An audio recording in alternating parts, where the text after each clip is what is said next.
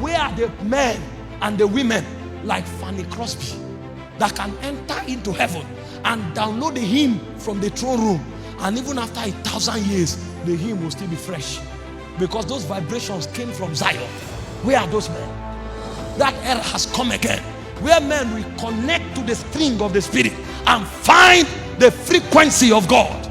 The time has come where men will journey to Horeb and look upon the bush burning that is not consumed, and when they sing a song, their song will become a purging furnace for a generation. A time will come where messages will not just be a function of exegesis, but men will find the streams of witness that flow from heaven.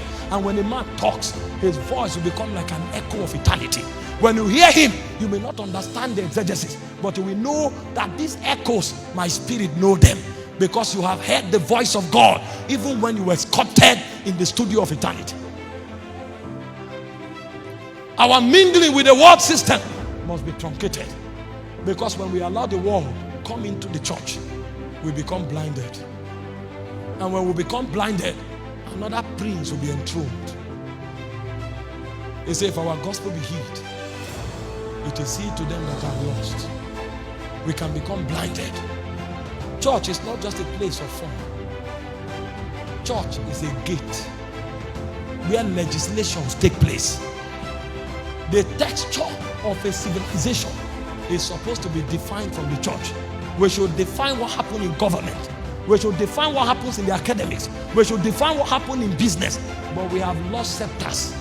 Too many warriors transited, and men were not worthy to take their scepters. So there are vacuums in the spirit. When the revival comes, men will be purged again, and they will be able to hold on to hallowed weapons and scepters that patriarchs of old that brought witness to their generation wielded. So they will walk in the same order of power. If Moses alone was able to bring down Egypt, then you don't need a quorum to take a city. If Philip alone was able to take Samaria, then you don't need 10 intercessors to take Samaria. There's a place for intercession, but there are men that have rank in the spirit. And then we will go back through intimacy and find out what are the scepters that these men wielded. We will lay hands on them again. The Bible said in Songs of Solomon chapter 4 verse 4, it said that mountain is like the ear of David. There, they say, are armors of many warriors. There are many scepters that warriors have kept in the spirit, but there are no men who can wield them, because we have allowed the world system to influence us. You see, I've seen an abomination upon the face of the earth, that princes are trekking while beggars are riding on horses. Those abominations come because we violate covenants. We violate laws. We allow the world to influence us too deep that we no longer have a standing in the spirit. The third battle we will fight is the battle against the deception of the spirits of this age. The devil is a seductive spirit. The whispers of the devil is called Nakash. It's like the whispers of a serpent. It comes and it lures men from their stronghold. We must come to a point where we discern the voice of the devil, and in whichever guise he comes, we will tell him that we have no price. The reason is because we have become lively stones. You can't negotiate with us. There is no basis for negotiation. Whatever the devil comes with, there will be no ground for negotiation.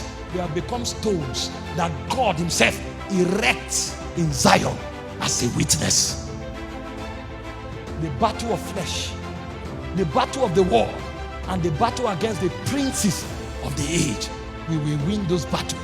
And when we do, we will be restored to our throne, and we'll begin to function like gods. Like gods. Because ye are gods. Ye are gods. Because ye are the children of the Most High God.